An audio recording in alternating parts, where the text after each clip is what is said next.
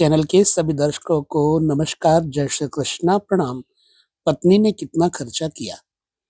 पत्नी का स्वास्थ्य, अपना स्वास्थ्य, आपके कितने दुश्मन हैं, कैसा दुख है, दुर्घटना, अवसाद, षड्यंत्र जिंदगी में कैसा है, घोटाले का अनुभव, बंधन, जेल खाना, क्रूर कर्म, सेवा से लाभ, मानसिक संतुलन कैसा है, स्पर्धा शक्ति, संघर्ष और दंड देने की क्षमता, प्रतियोगिता का परिणाम आदि।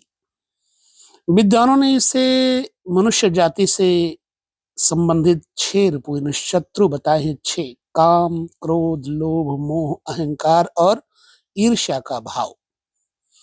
पूंजी निवेश में हानि या उधार दी गई रकम का डूबना, पत्नी द्वारा खर्च, भौतिक सुख सुविधा का विचार छठे भाव से किया जाता है। और छठे भाव के कारकत्व पर हम आपके साथ जुड़ रहे हैं। ज्योतिष के इस विषय को आप यदि जानना चाहते हैं तो बिल्कुल बिना स्किप किए देखिएगा और तब आपको समझ में आएगा कि छठा भाव आखिर है क्या। जीवन में यदि जख्म देखने हो तो छठे भाव के स्वामी से देखना चाहिए।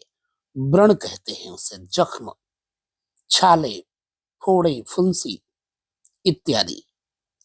अगर पापी षष्ठेश यानी छठे भाव का स्वामी लग्न छठे या 8वें भाव में हो तो छठे भाव में स्थित राशि से संबंधित अंग में फोड़ा, फुंसी, जख्म, कैंसर इत्यादि का योग जानना चाहिए।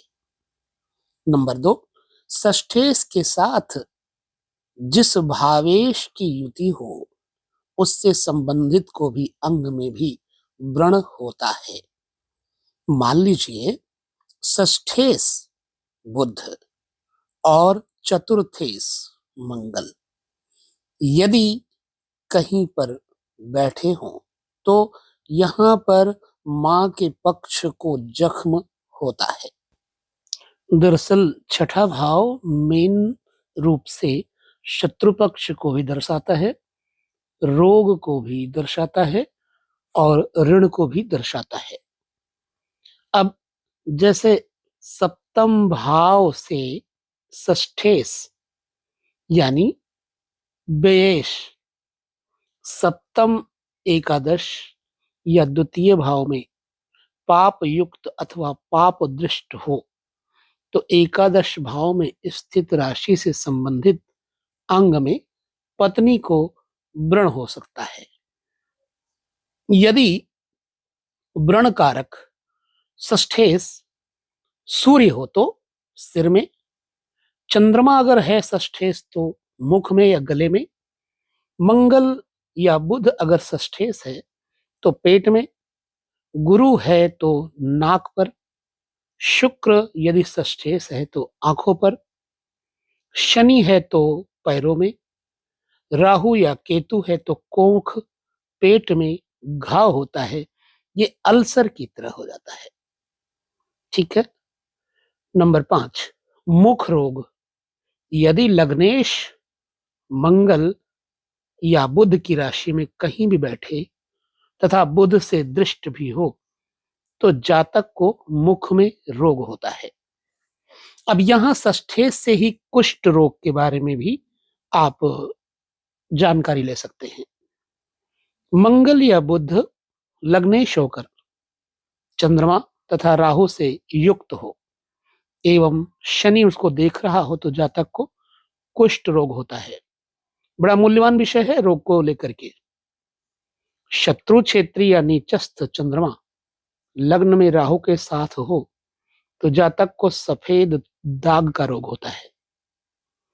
हीन बली चंद्रमा की शनि के साथ लग्न में युति अगर है तो काला कुष्ठ रोग, मंगल और चंद्रमा है तो रक्त कुष्ठ देता है। ठीक है। अब यहां पर यह हो गया कुष्ठ रोग से लेकर के व्रण इत्यादि को लेकर के रोगों का विषय। अब गंड आदि रोग जैसे गंडमाला इत्यादि है, गांठें हैं, इसके बारे में छठे भाव के स्वामी से कैसे पता करें। लग्न में षष्ठेश और अष्टमेश दोनों अगर बैठे हैं मंगल के साथ, तो गांठ या शस्त्र आघात का घाव बनता है जातक को। लग्न में षष्ठेश, अष्टमेश और बुध अगर बैठे हों तो पित्त रोग होता है। लग्न में षष्ठेश प्लस अष्टमेश और प्लस गुरु निरोग और स्वस्थ देह होता है, लेकिन मतांतर से पाठांतर से आंव या दस्त रोग जरूर हो जाता है। लग्न में षष्टमेश, अष्टमेश और शुक्र, फिर से कहता हूं, षष्ठेश, अष्टमेश और शुक्र की युति अगर लग्न में है तो दृष्टि यानी स्त्री संपर्क जनित यौन रोग दिया करती है, जैसे बड़े भयंकर सुजाक रोग इत्यादि होते हैं, जो एड्स वगैरह के रोग होते हैं, इसी से जानकारी ली जा सकती है। लग्न में षष्ठेश प्लस अष्टमेश प्लस शनि, ये वायु रोग यानी वात रोग देते हैं। लग्न में षष्ठेश, अष्टमेश, राहु केतु इनमें से कोई भी बैठा हो इनके साथ में, तो मनोविकार और भय रोग होता है। भूत प्रेत बाधा, पागलपन और कभी अनिष्ट चिंता, अवसाद इत्यादि भी जातक में हो जाता है। तो लग्नेश के साथ सूर्य चंद्रमा आदि की युति यदि त्रिक यानी छठे, आठवें और 12वें भाव में हो, तब भी ऐसे ही रोगों से जातक को कष्ट प्राप्त होता है, यानी मनोविकार, भय, रोग, अवसाद इत्यादि। अब छठे भाव से रोग की उत्पत्ति का समय भी जाना जा सकता है। आइए जानते हैं। छठा भाव तथा छठे भाव का स्वामी पाप युक्त होकर अगर राहु युक्त शनि से दृष्टि यानी शनि देख रहा हो या युति संबंध कर रहा हो, तो जातक हमेशा रोगी रहता है। नंबर 2, मंगल षष्ठस्थ हो यानी छठे घर में हो और षष्ठेश अष्टम भाव में हो, तो छठे या 12वें वर्ष में भयंकर ज्वर रोग होता है। नंबर 3, गुरु छठे में हो और गुरु की राशि में चंद्रमा बैठे हों, जैसे धनु या मीन, अथवा जिस राशि में के गुरु छठे घर बैठे हैं, तो अर्थात चंद्र लग्नेश रोग स्थान में होने से 19वें या 22वें वर्ष में कुष्ठ रोग देते हैं। समझ लीजिएगा ध्यान से, चूंकि ये रोगों का भी घर है ना। यदि राहु छठे घर में है और गुलिक केंद्र में 1, 4, 7, 10 में है और लग्नेश अष्टम स्थान में है, तो 26वें वर्ष में क्षय रोग होता है। षष्ठेश तथा द्वादशेश का स्थान परिवर्तन, यानी षष्ठेश 12वें बैठ जाए और द्वादशेश छठे बैठ जाए, तो 19वें वर्ष में गुल्म रोग, फोड़ा या ट्यूमर जिसको कहते हैं, होता है। षष्ठ भाव में चंद्रमा और शनि की युति हो तो 55वें वर्ष में रक्त कुष्ठ की संभावना बनती है। यदि लग्नेश तथा लग्न में तथा शनि, यदि लग्नेश लग्न में तथा शनि षष्ठ हो तो 59वें वर्ष में बात रोग होता है। यदि अष्टमेश छठे घर में हो और बे भाव का स्वामी लग्न में और चंद्रमा की युति षष्ठेश के साथ हो तो 8वें वर्ष में पशु से भय प्राप्त होता है।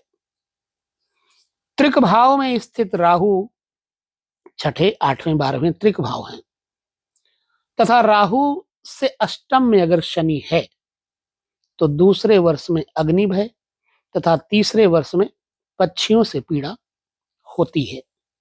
ऐसा ज्योतिषीय सूत्रों का, ग्रंथों का कहना है।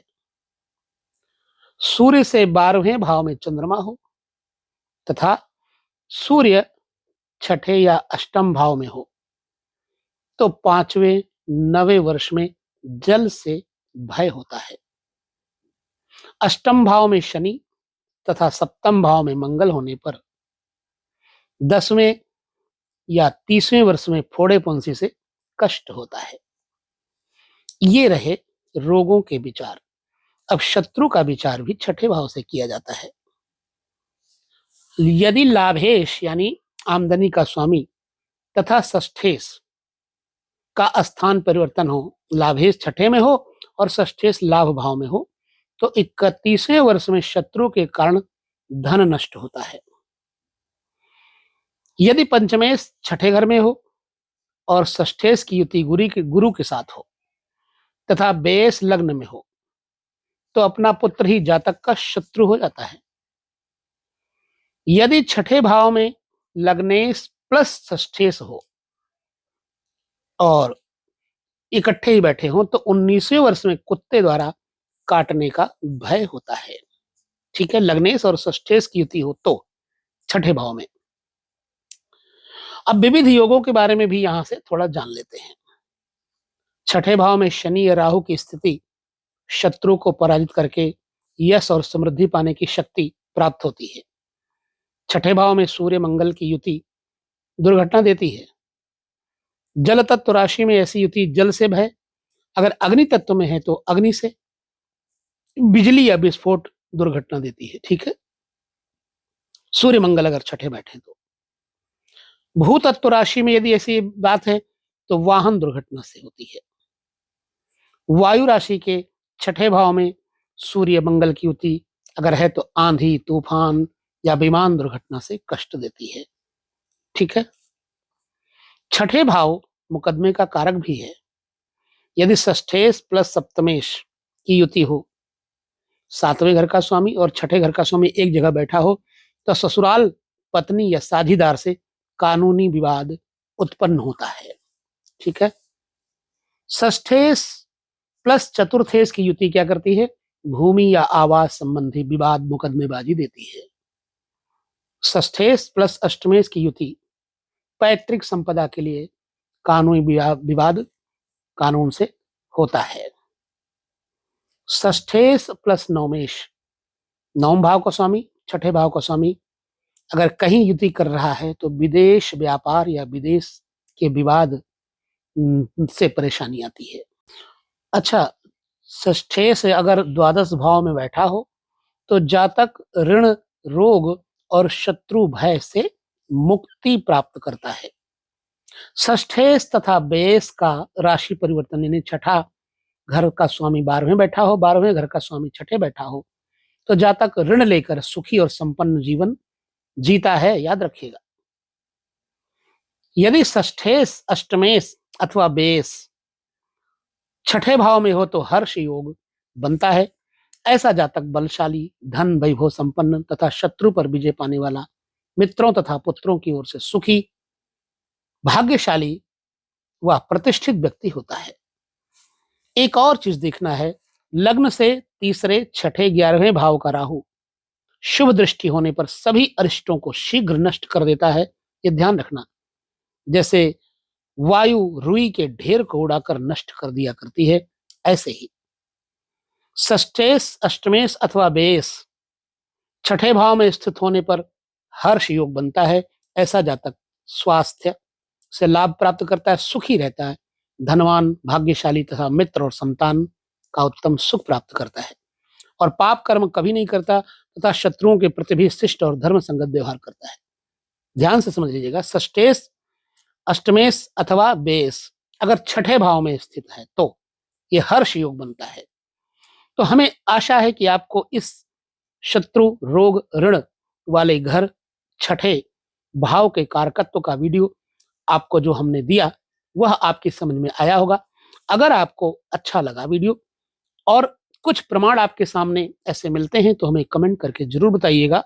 ऐसा प्रयास हमारा आगे भी रहेगा कि हम आपको कारकत्व के विषय को लेकर ग्रंथों की खोज, परिशोध और अपने अनुभवों के द्वारा भी आपको कुछ जानकारियां देते रहें। नॉलेजेबल वीडियो लगा है तो लाइक, शेयर, कमेंट जरूर करिएगा। बाकी हर इच्छा यहीं पर हम लेते हैं वीडियो का विराम। पुनः सप्तम भाव के कारकत्व में मिलेंगे, तब तक नमस्कार, जय श्री कृष्ण, प्रणाम।